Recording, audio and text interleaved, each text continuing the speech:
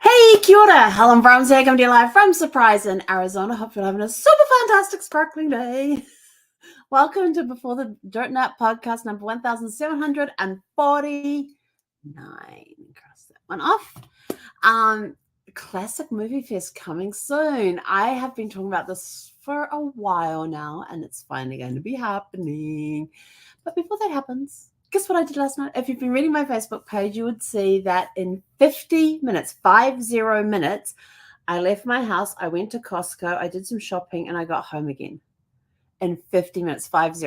That never happens.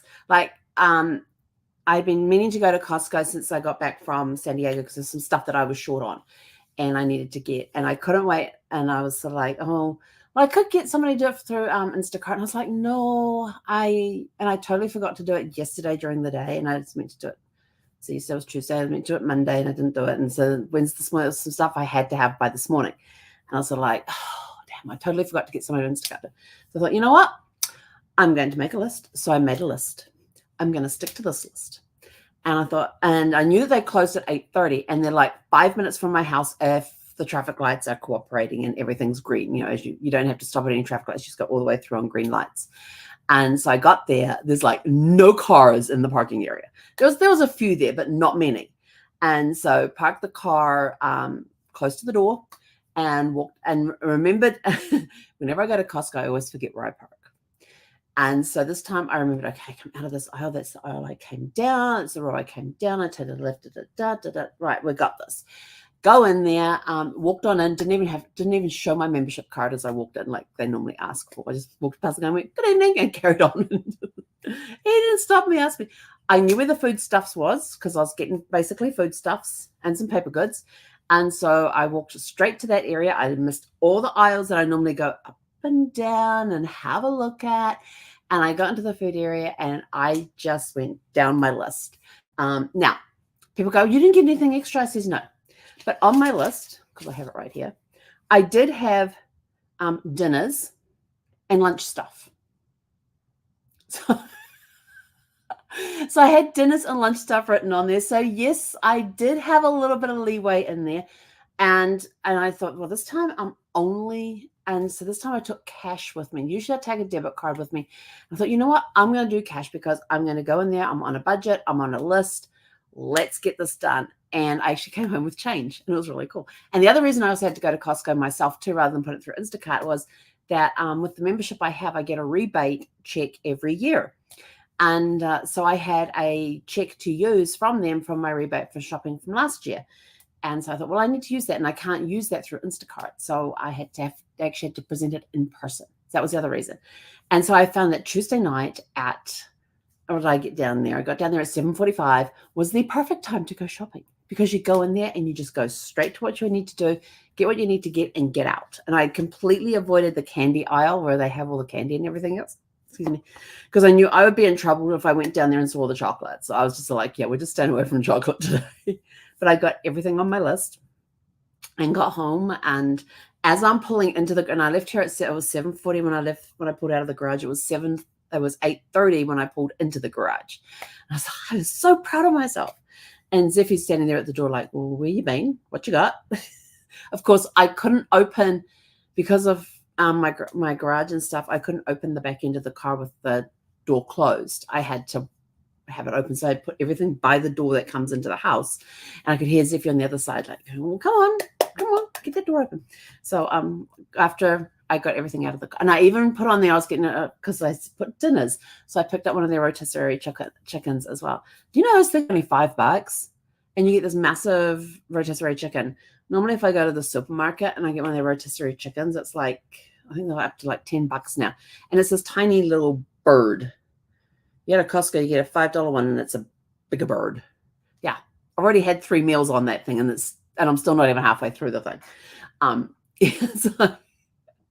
But it was awesome. I got everything on my list that I had, including my dinners and my lunches. So I've got stuff for all of that. So I was very proud of myself last night. Anyway, so now we're going to talk about the Classic Movie Fest coming soon. It's going to be June. In June, I have decided we're going to do a Classic Movie Fest. Now, there are going to be some nights, a weekend in June, that I will not be watching any classic movies, because I will be in San Diego celebrating my youngest grandson's first birthday. But the rest of the month, we're going to be doing classic movies. And so I'm allowing for that. And you're going, what movies are you going to do now? Well, so what movies are we going to be watching? Here is a list of some of the movies we're going to be watching. I have more, but this is a list of just some of the movies we're going to be watching. Some of these I have never seen before, and some of them I have. So I'm going to be seeing things I've seen before, things I haven't seen before, which is going to be awesome. But these are classic, some of the classic movies. We're going to be like Bullitt. I've never seen that before. And there's a reason, and there are reasons behind some of the ones that I have chosen to. Like Bullitt, the only reason why I'm watching this is Steve McQueen's stunt double is a distant cousin of mine, Bud Eakins. And so I'm going to be watching that simply because he's in it. Plus, it's also supposed to be a really cool movie with some really cool car chases in San Francisco, and he does all the driving in that. So I'm kind of curious to see how that one goes. I've never seen it before, so decided I'm going to watch that. So there's Bullitt. The Great Escape. I love this movie. I absolutely love this movie. It is a great movie. It's of these guys, these guys in a prisoner of war camp during World War II, and they've been held prisoner by the Germans, and how they escape in their escape program and all that. And it's got a fantastic and incredible motorcycle chase at the end, in which my distant cousin is riding the motorcycle.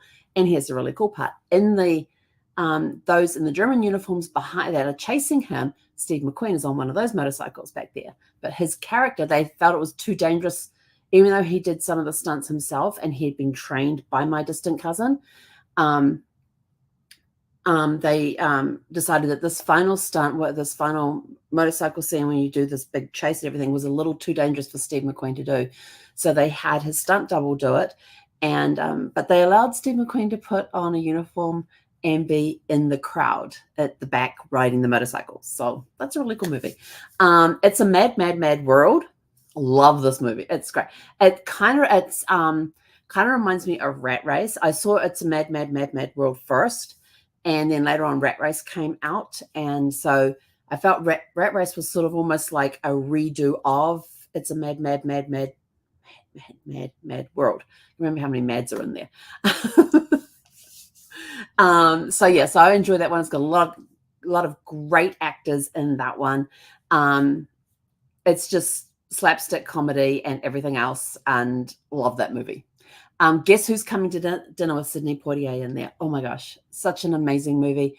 I have seen it only once and totally and thoroughly enjoyed it. I've never seen it since then, so I want to go back and have a look at that one.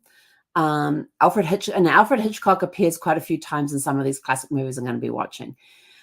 But you've got The Man Who Knew Too Much, and that's one of the Alfred Hitchcock movies. I like some of his movies. Some I haven't watched before, which I probably won't. One of them being Psycho.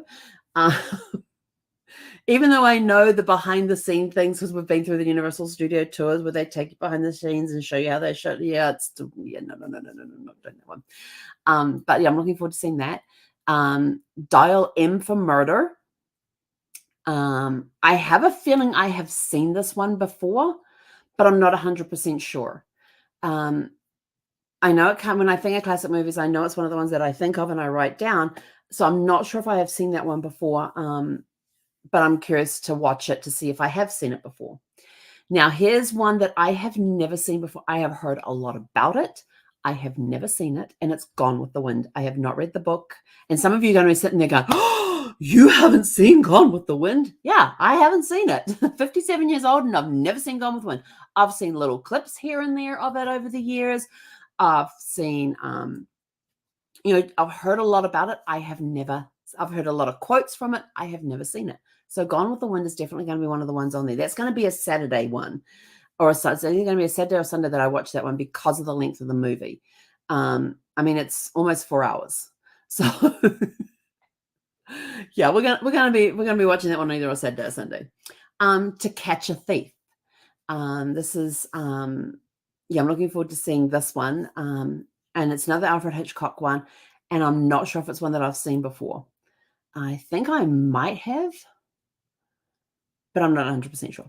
One of my favorite classic movies I get to watch is An Affair to Remember. love that movie. Cry every single time I watch it. So I'm looking forward to doing that one. Another one which I've seen 3 different versions of this one now.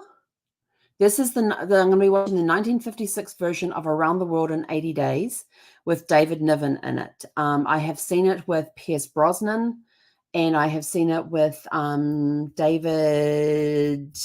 Oh, he was a Doctor Who. Tennant, David Tennant. So I've seen the 3 versions. I like all 3 of them, but I'm going to watch this one because it's from 1956.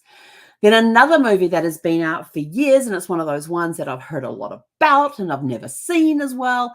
And this will be another one that is watched on either a Saturday or a Sunday simply because it's just over 3.5 hours long, and that is Lawrence of Arabia. Yes. And I have been told when you watch this movie, make sure you have plenty of water, because with all the desert scenes and stuff, you kind of get a little thirsty. So I got my 40-ounce cup here. So I will be watching it with that. So I'm ready this time. So it's going to be a weekend one. Another one that I have seen only once, and I'm looking forward to seeing it again, because it's been a long time since I've seen it, is Casablanca. So I'm looking forward to seeing that one again. I don't remember much of that movie. It's been, when did I see that movie? I'm trying to think.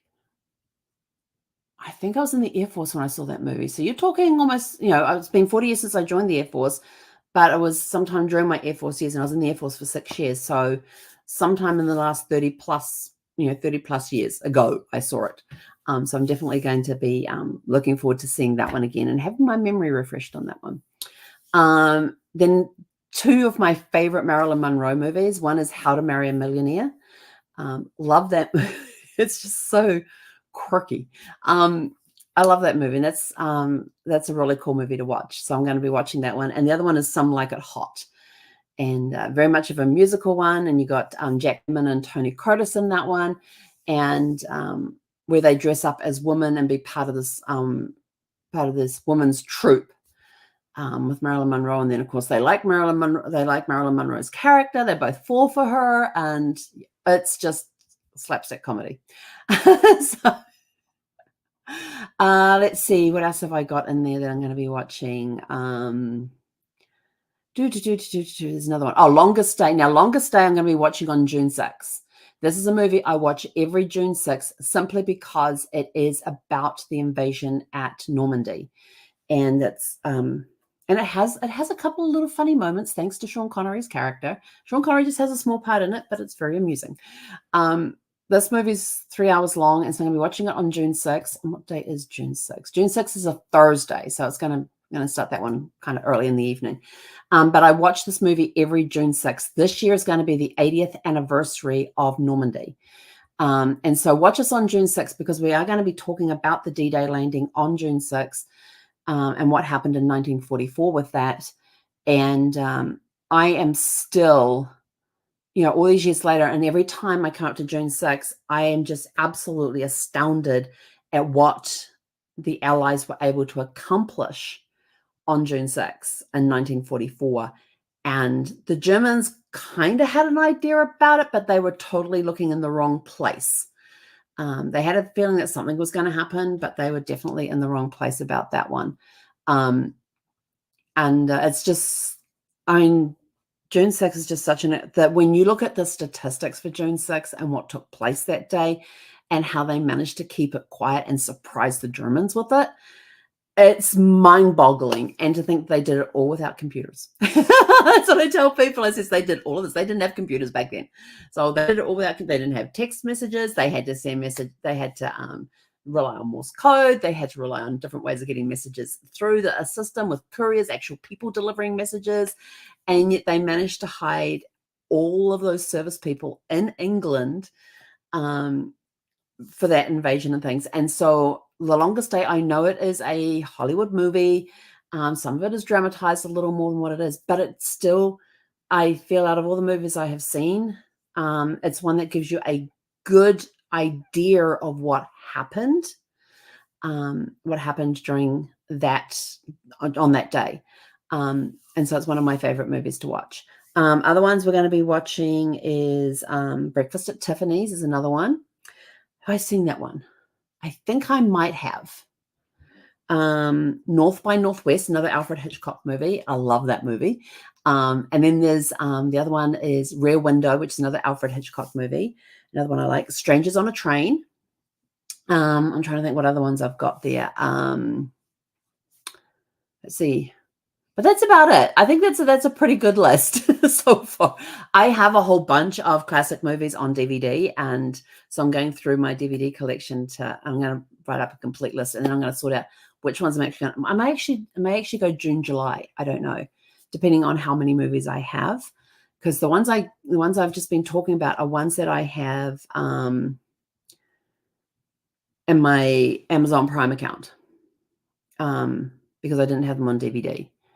And I was planning on doing this a while ago. And so every now and then I'd go get one. If they're on sale, I'd go grab it. So that was one. Tinker Tailor Soldier Spy. Even though it's from the that's the 2012 version. No, I want the younger. It can't be 2012, isn't it? It's got 2012 here. I know there's an earlier version of that one. Like from the 1970s. So, The Sting. That was the other one that's going to be in there. The Sting. I love The Sting with Paul Newman and Robert Redford. It's a really cool movie. This con artist conning con artists. It's like the big con, the long con, and all that sort of stuff. And yeah, that was really cool.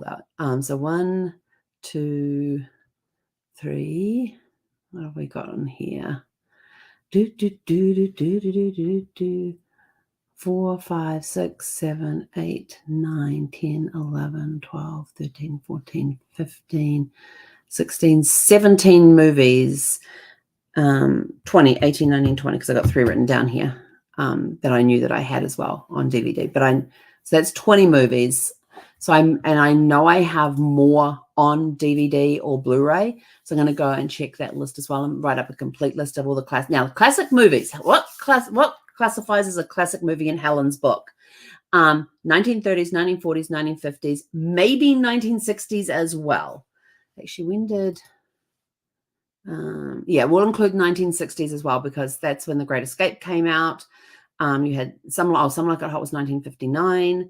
That was 1950s as well. Casablanca was 1943. Lawrence of Arabia was 1962. So anything that was done in the 30s, 40s, 50s, and 60s, that's what's going to classify as classic movies in my book. So that's what, anyway, 50 plus years, more than 50 years ago. So that's what I'm going to be looking at, is movies that are over 50 years old. Actually, most of them will be over 60 years old.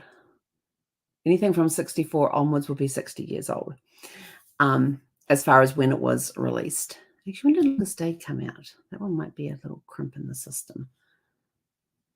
Oh, no, Longest Day actually came out in 62.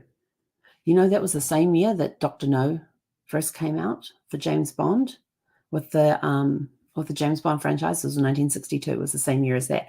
And Sean Connery's in both of those, just so you know. And Longest Day is a small part as a Scotsman, so his Scottish accent is very, very broad. And then, of course, he came out in Dr. No as well. So that's another good reason to watch that one, because Sean Connery's in it. I do have my favorite actors. Cary Grant's in a lot of these. There's going to be, will I watch any of the, what was that? I think I have that one. I'm trying to remember if I have the, Fred Astaire and Ginger Rogers movie. There's one of those that I've seen that I really liked. I'm not sure if I have it on DVD or Blu-ray. I'm going to have a look. But I'm going to actually go and write up a list of all of the classics I've got that were made in the 30s, 40s, 50s, or 60s. Those are my boundaries for the classic movies. And, State Fair, Oklahoma. Hello, Dolly. I think that was in the 1970s. So, yes, there will be some musicals in there. I'm actually going to do a musical month as well. So some of them will get seen in classics as well as in the musical month. Like Some Like It Hot is a musical. So that will get moved to, I think, How to Be a Millionaire is also. Do they do singing? I'm trying to remember if they do singing in that one. It's been a long time since I've seen How to Marry a Millionaire. And then Yes, State Fair, Oklahoma. What the other Roger and Hammerstein movies? Oh, Sound of Music, but that was the 1960s. So I get to throw that one in there as well. So I will do a musical month, and I'm also going to do a classic movies month. And then the question is, because those musicals were made in the 1950s and 60s, do I include them in my classic movies, or do I save them to my musical? What's your opinion on that one? I'm going to leave you with that question. If a movie, whether it's a musical or a movie, came out in the 1950s and the 1960s, do I include that in my classic movie fest? Or do I save that for my musical fest? That is my question to you. So I want opinions on that one. So if you leave comments below, do you think I should include musicals that were made in the 50s and 60s in the classic movies fest, or should I save them for a complete musical month? It's coming up with summer and all that. It's going to be really hot outside. Yes, I will still get my work done each day. And then in the evenings, and usually in the summertime, we basically become hermits inside because it's just too stinking hot outside. If we have to do anything, it's done very early in the morning when it's cool-ish. There are mornings that Zephy and I have been out for our walks in the summertime, and it's been, already in the 90s when we go for it. And for those back in New Zealand, that's the 30s. When it's been the 90-degree Fahrenheit range at 6 o'clock in the morning. And when you've got to do lawns and that sort of stuff too. Oh yeah, I got to get them to come. I still can't figure out why my sprinklers don't come on.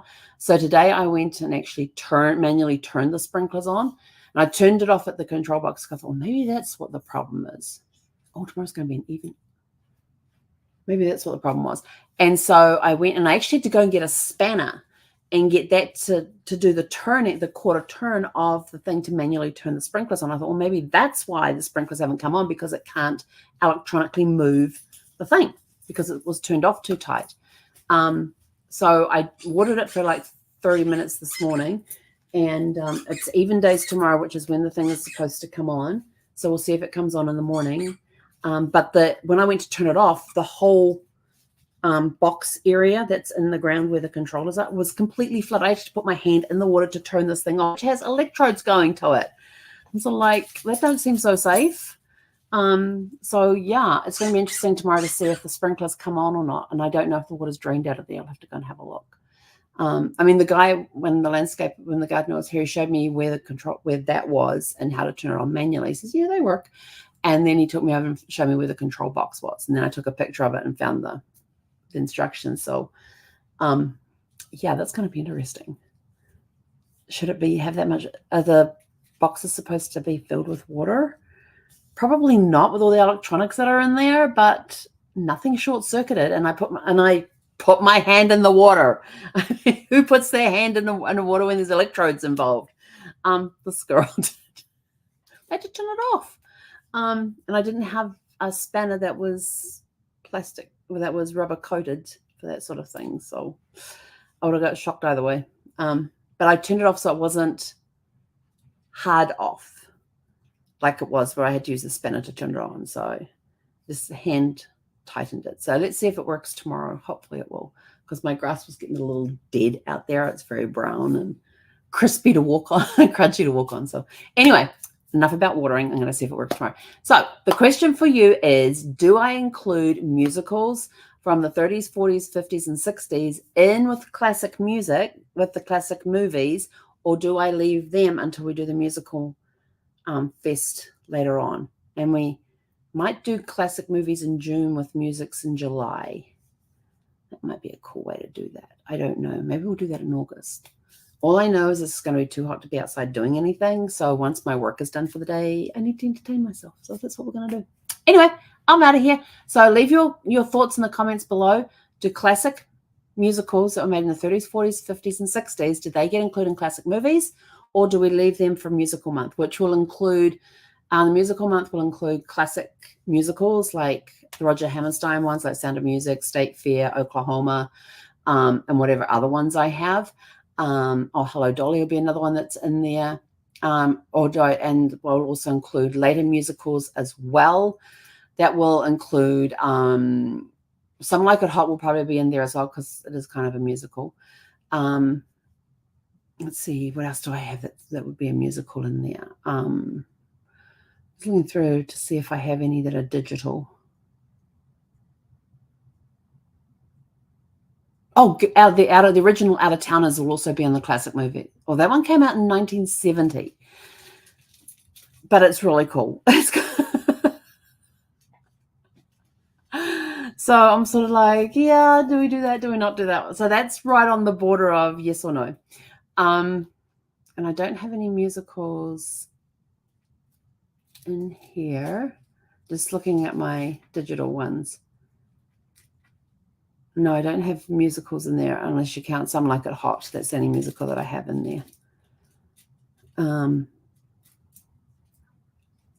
Yeah, so yeah, do I include some of the new ones? Like Grease would be in there in the musical month. That came out in the 70s. Let's see, what other ones have I got? I know I have a lot of musicals. Cats, that'll be under the musical one as well. Anyway, so classic musicals that came out from the 1930s through the 1969. Do I include them in the classic movies, or do I include them in the musical month? Let me know your thoughts in the comments below. And with that, I'm out of here. I'm going to go out in 93-degree heat weather, which is somewhere around 35 degrees Celsius, and take Zeffy for her walk. Everybody have a super fantastic sparkling evening. We'll be back here tomorrow evening at 6 p.m. Pacific. Hei konera.